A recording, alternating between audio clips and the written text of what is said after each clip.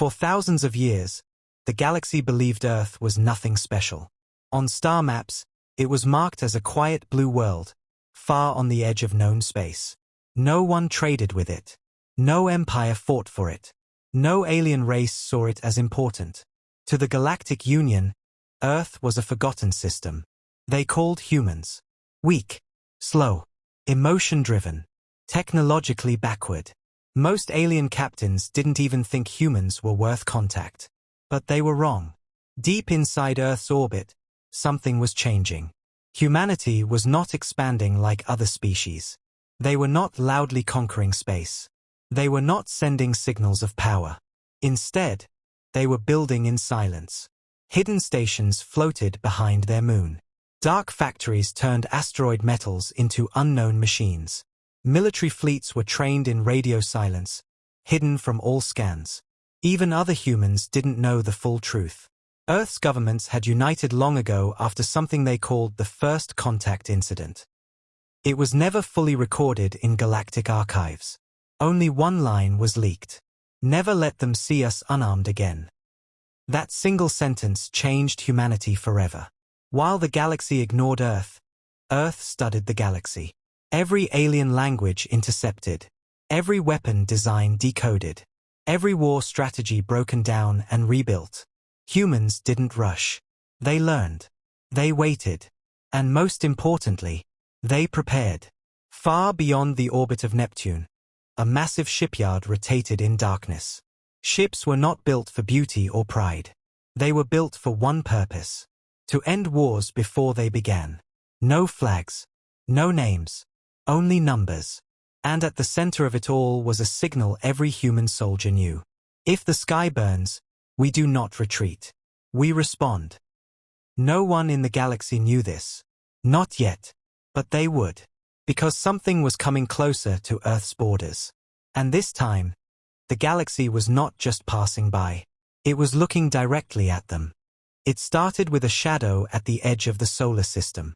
A fleet entered quietly, the way hunters move when they already believe the prey is weak. Their ships were large, bright with alien metals, and covered in symbols of the Zarkan Dominion, a race known for conquering small, unprepared worlds. On their bridge, Commander Vrax looked at Earth on the screen. A blue planet. Calm. Silent. No defense fleet detected, one officer reported. Vrax gave a thin smile. As expected. Primitive worlds always hide or surrender. The Zarkans had taken 12 systems before this one. They believed Earth would be the same. Another easy claim. Another addition to their expanding empire. They sent a standard transmission. This system is now under Zarkan Dominion control. Submit your leaders for assimilation. Then they waited. On Earth, the message reached the global defense network. Governments gathered in emergency silence. There was no panic, no shouting, only a quiet understanding between nations. A single man spoke in the underground command center in Geneva. Do they see us yet? A technician checked the deep space sensors. No. They see the planet. Not us. The man nodded slowly. Good. In orbit, the Zarkan fleet began deploying observation drones. Small ships moved toward Earth, scanning atmosphere, cities, oceans. They expected chaos, fear, weak signals. Instead, they found nothing unusual. Just cities, lights, movement, life. No planetary defense grid detected, another officer said. Primitive communications only. Vrax leaned forward. And their military response? No movement at all. That confused them. On most conquered worlds, resistance began immediately. Even weak species tried to fight. But Earth stayed silent. Too silent. On Earth, inside a hidden lunar base, a countdown began. Stage 1 complete, a voice said. Invaders confirmed. Yes, fully inside observation range. The commander in the base exhaled slowly. Then they see what we allow them to see. Back in space, the Zarkan drones moved closer to Earth's atmosphere. One entered low orbit over the Pacific Ocean. And that was when it happened. A single signal appeared on all their channels. No language. No warning. Just a structured burst of data. The Zarkan translators struggled. What is it? Vrax demanded. Then the system decoded it. It was not a message. It was a map. A map of every Zarkan ship, already locked in targeting solutions. Vrax stood up. Where is this coming from? The answer came seconds later. From behind them. On long-range sensors, something had appeared at the edge of the system. Silent. Massive. Hidden until now. Human ships. And they were already moving. Slowly. Deliberately. Like they had been waiting for this exact moment. Vrax felt something unfamiliar crawl into his thoughts. Not fear. Not yet. But the beginning of it. And on Earth, deep underground, the command center spoke one line. They didn't find us. We let them arrive. The moment the Zarkan fleet realized they were not alone, Earth changed. Not loudly. Not dramatically. But everywhere at once. Deep beneath oceans, sealed stations that had never sent a signal in centuries began to wake up. In asteroid belts, objects that looked like rocks started to split open from the inside. On the dark side of the moon, silent structures unfolded like sleeping machines remembering their purpose. And in Earth's command network, a single word was spoken. Activate. In orbit, the Zarkan commander Vrax watched his sensors spike. More ships appearing, a technician shouted. Hundreds. No, thousands. That's impossible, Vrax snapped. We would have seen them. But they hadn't. Because humanity never built its defense fleet where anyone was looking. The Shadow Fleet was not one fleet. It was many. It was every hidden ship, every classified program, every abandoned failed experiment that was never actually abandoned.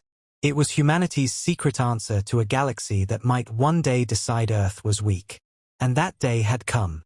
On Earth's lunar command base, Admiral Hayes stood still, watching the holographic map fill with red enemy markers and blue human responses. One officer whispered, "They think we are a primitive world." Hayes replied calmly, "Let them keep thinking that." Outside, in space, human ships began to move. They did not rush. They did not scatter. They formed a pattern. The Zarkans noticed immediately. "This is a formation," Vrax said slowly. "They are organizing against us." A junior officer laughed nervously. "Sir, they are still outnumbered."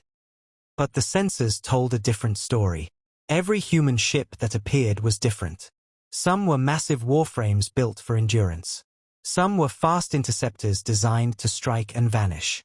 Others were strange, box-like vessels that emitted no readable energy at all. Unknown. Unclassified. Unpredictable. The Zarkans had conquered predictable species. Humans were not predictable. In the darkness between Earth and the invaders, the first human transmission arrived on an open channel. Clear. Calm. Unencrypted. A human voice. "Zarkan Dominion Fleet, you are within restricted human territory." A pause. Then, "You have 10 minutes to leave." Vrax stared at the speaker. "Is this a joke?" Another officer shook his head. "No, Commander. It's live." Vrax leaned forward, anger building. "Send a response. Tell them." Before he could finish, another alert screamed across the bridge. A Zarkan forward scout ship had vanished. No explosion. No distress signal. Just gone. A second later, another disappeared. Then 3 more. Something was moving through their formation. Fast. Invisible. Precise. Vrax's confidence cracked for the first time. "What is attacking us?" A tactical officer studied the feed, his face pale. "I don't think it's one thing, sir." He hesitated. "I think it's coordinated." In Earth orbit, the Shadow Fleet finally revealed its shape. Human warships were not just appearing. They were already inside the battlefield. Waiting. And now, closing the net. Back on Earth, Admiral Hayes watched the enemy formation break apart on the hologram. He spoke quietly. "Begin Phase 2. In space, every human ship received the same order. No speeches. No emotion. Just strategy. And then the Shadow Fleet moved. Not like an army. Like a memory the galaxy had tried to forget. The Zarkan Dominion had never lost a fleet this fast. But they had also never faced an enemy that refused to behave like one. In space above Earth, their formation was breaking apart. Ships that had once moved in proud lines were now scattering, trying to regroup, trying to understand what was hunting them. Vrax gripped his command chair. Locate the attackers. Now. Screens flickered. Sensors struggled. The data made no sense. Sir, they're not staying in one place. What does that mean? Vrax snapped. The officer swallowed. They appear, attack, and then vanish. Not jump drives. Not normal cloaking. It's like they were never there after firing. A silence fell over the bridge. Then another ship disappeared from the fleet. This time, they saw it. A thin line of light crossed space, silent, precise, and the Zarkan cruiser simply split apart like it had been erased. No explosion. No debris field. Just absence. On Earth's lunar command base, Admiral Hayes watched calmly. One officer whispered, "They're calling it ghost fire, sir." Hayes nodded. "It's not ghost fire. It's disciplined fire." On his screen, human units were no longer hiding. They were hunting. The Shadow Fleet had moved from defense to attack. And now humanity struck its first coordinated blow. In deep space, human interceptors formed a wide arc around the Zarkan fleet. They were smaller than anything the aliens used, but they moved like thoughts, fast, silent, and perfectly timed. Target their command spine, a human tactical voice ordered across encrypted channels. 3 Zarkan support vessels lit up instantly, then vanished. Vrax slammed his fist down. "Return fire. All ships, fire at will." But it was already too late. Human ships were inside their firing gaps. Every time the Zarkans turned to aim, the humans were already gone. Every time they locked sensors, the targets shifted. It wasn't chaos. It was control. A junior Zarkan officer finally shouted, "They are predicting us." Vrax turned sharply. No species predicts an entire fleet. But deep down, he was starting to understand. Humans weren't reacting. They were anticipating. On Earth, the global command network was silent except for numbers and coordinates. No cheers. No panic. Just execution. Enemy formation destabilizing, an analyst reported. "Continue pressure," Hayes replied. A second wave of human ships entered combat range. These were heavier units. For the first time, the Zarkans saw real human capital ships. They were not beautiful. They were not elegant. They were built like tools. And they were armed like final answers. A human battleship fired. The beam was not wide. Not dramatic. It was a single, focused line that punched through 3 Zarkan vessels aligned behind each other. Perfect geometry, perfect timing. Vrax stared at the destruction. For the first time in his career, he spoke softly. "How many of them are there?" No one answered. Because the sensors had stopped counting. Human signals were everywhere now. Above them, below them, inside their blind spots. And then the final shock came. A new transmission arrived on all Zarkan channels. This time, it was not a warning. It was a confirmation. A calm human voice said, "First strike complete. Your advance has been stopped." A pause. Then the words that froze every alien bridge across the fleet. "You are now inside Earth's kill zone." In the darkness of space, the Shadow Fleet tightened its formation. And for the first time, the galaxy's invaders understood something terrifying. Earth had not been defending itself. Earth had been waiting for permission to respond. Fear was not something the Zarkan Dominion spoke about. It was something they inflicted on others. But now, inside their command fleet above Earth, it was spreading for the first time in their history. Not loudly, not instantly, but quietly, like a crack forming inside armor that was believed to be unbreakable. Commander Vrax stood in the center of his bridge, staring at the tactical display. What used to be a confident invasion map was now chaos. Entire sections of his fleet were missing from the screen. Not destroyed in a visible way. Just gone. No debris fields, a technician reported nervously. No distress signals. Sir, we are losing ships without trace. Vrax's voice was controlled, but tight. That is not possible. Every weapon leaves evidence. A pause. Then the officer replied, not these weapons. On another part of the battlefield, Zarkan escorts tried to regroup. They formed defensive clusters, overlapping shields, scanning every direction. It didn't help. Human ships were not attacking like a normal enemy fleet.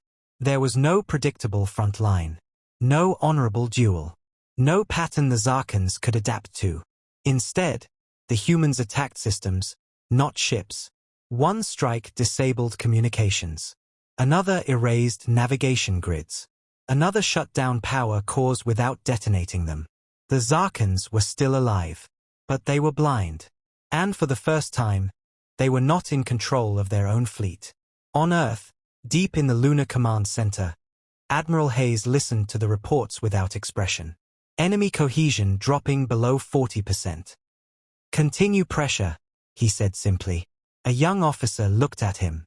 Sir, they're panicking. Hayes didn't look away from the screen. No, not yet. In space, Vrax finally saw something that made his stomach tighten. Human ships were not just reacting to Zarkan movements. They were herding them. Slowly. Deliberately. Like predators guiding prey into a narrow valley. Commander, a junior officer said quietly, they are forcing us away from Earth orbit. Vrax turned sharply. That's impossible. We are the invasion fleet. But even as he said it, the truth was forming in his mind. They were not invading Earth anymore. They were being pushed away from it. A new alert flashed. A captured Zarkan signal was being broadcast back to them. It was their own distress call. Edited. Clean. Replayed across all channels. And beneath it, a human message. You entered without understanding the system you were attacking. Now you are inside it. A silence followed across every Zarkan bridge. Then, for the first time, an officer spoke what none of them wanted to admit. Commander. His voice was low. What if Earth is not a target? Vrax slowly turned. What are you suggesting? The officer hesitated. Then said, what if Earth is the system we are inside of? The words didn't make sense at first. But then the sensor officer whispered something worse. Our ships are not just being destroyed. A pause. They are being removed from formation so precisely. It's like we are inside a controlled environment. Vrax felt it then. Not fear yet.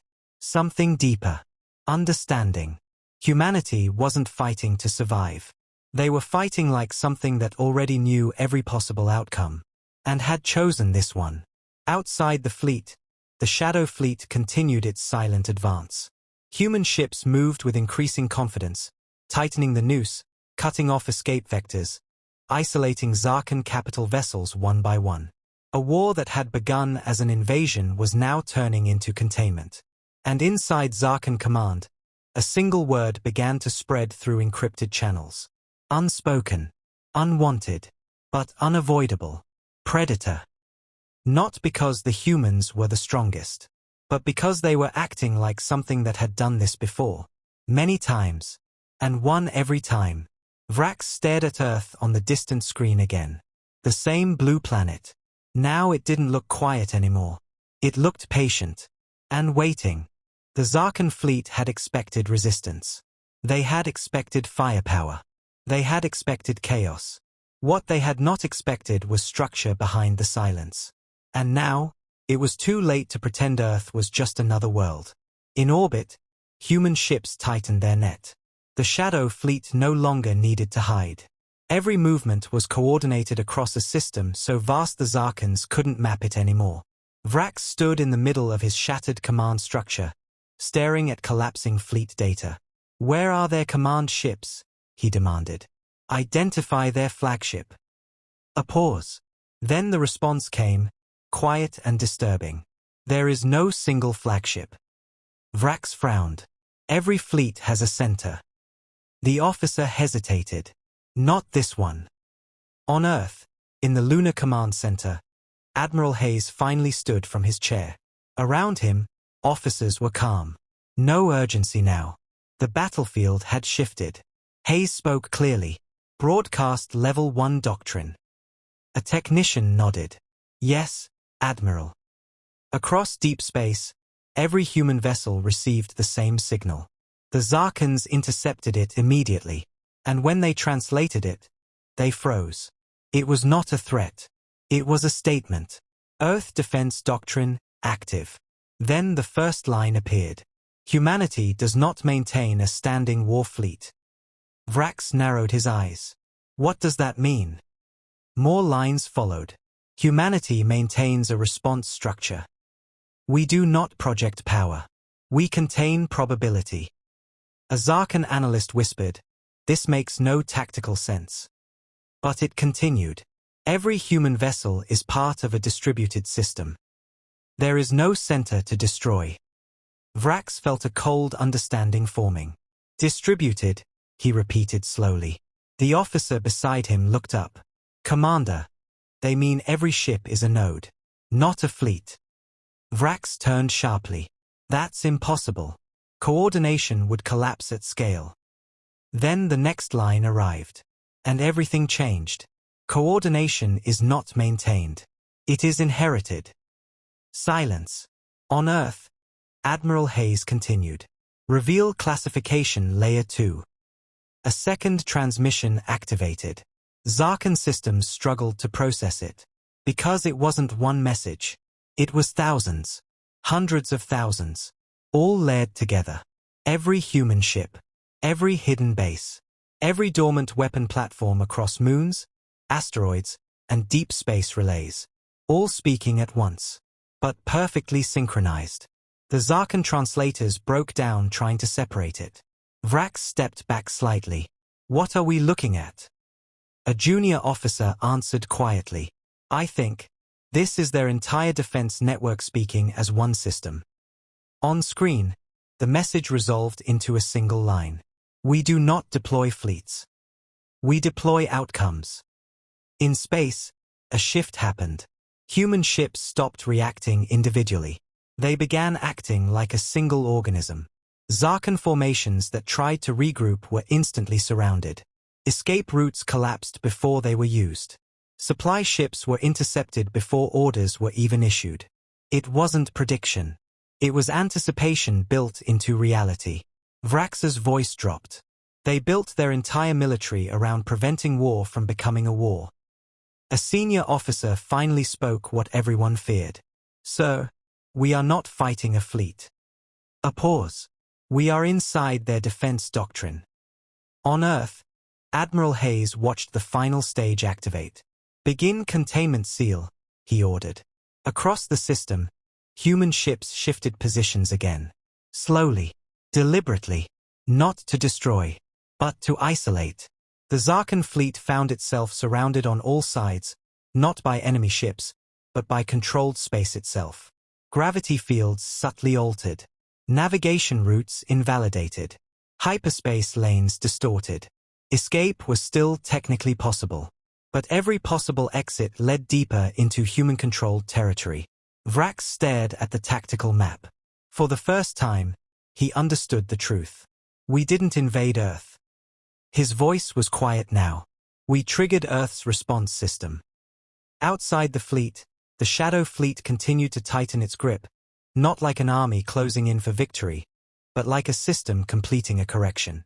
And somewhere in the silence of space, humanity's message repeated again. Containment is not escalation. It is procedure. The Zarkan Dominion had conquered star systems before. They had crushed rebellions, broken alliances, and erased civilizations that stood against them. But they had never experienced this feeling before. Not defeat, not destruction, but containment. Above Earth's orbit, what remained of the Zarkan fleet drifted in broken formation. The proud invasion force that had entered the system with confidence was now scattered, fragmented, and constantly redirected by forces they could not fully understand. Commander Vrax stood silently at the center of his bridge. The room was dim now, power reserves unstable across the fleet. Every few seconds, another alert flickered, another ship isolated, another corridor of space sealed off. "We are being guided," a tactical officer said quietly. Vrax didn't answer. Because he already knew. Human ships were no longer chasing them aggressively. There was no need. Instead, every Zarkan movement triggered a response somewhere in space. Not an attack, but a correction. Like the universe itself was refusing to allow them a wrong step. A junior officer spoke, voice shaking slightly. "Commander, our hyperspace routes are collapsing one by one." Vrax finally turned. "Explain." The officer hesitated. "Every exit vector we calculate becomes invalid within seconds. It's like they are predicting and rewriting the corridor before we can use it." A heavy silence followed. On Earth, deep beneath the lunar surface, Admiral Hayes watched the full system map. It was no longer a battle display. It was a containment lattice. A perfect geometric net stretching across space, slowly tightening around the invaders. "Enemy movement confined to Zone 6, an analyst reported. "Seal Zone 6, Hayes ordered. No hesitation. No emotion. Just procedure. In space, the Zarkans tried something desperate. 3 cruiser groups broke formation and attempted a full coordinated escape jump toward deep space. For a brief moment, it looked like they might succeed. Then the net responded. Human ships did not chase them. Instead, space itself shifted. Their jump coordinates failed mid-transition. The cruisers reappeared, not in freedom, but inside a sealed pocket of controlled space, already surrounded. Vrax clenched his fists. "They are not blocking us. They are redirecting us." Another officer whispered, "Sir, every escape attempt makes our position worse." That was the truth none of them wanted to say out loud. Every action the Zarkans took was being used against them. Not with brute force, but with design. The human system was not reacting to the invasion. It had already accounted for it. And now it was simply executing the final shape of containment. A transmission arrived again across all Zarkan channels. This time, the human voice was different. Calmer. Heavier. Zarkan Dominion Fleet. A pause. "You are no longer expanding." Another pause. "You are being positioned." Vrax stared at the screen. Positioned for what? No answer came. But the answer was already visible. Human ships were not surrounding them randomly. They were forming layers, outer rings, inner rings, and final intercept zones. Like an ecosystem closing around something that had stepped too far into it. The Zarkan fleet had become the center of a structure they no longer controlled. And then the realization hit Vrax fully. "We are not in a battle," he said slowly. The bridge was silent.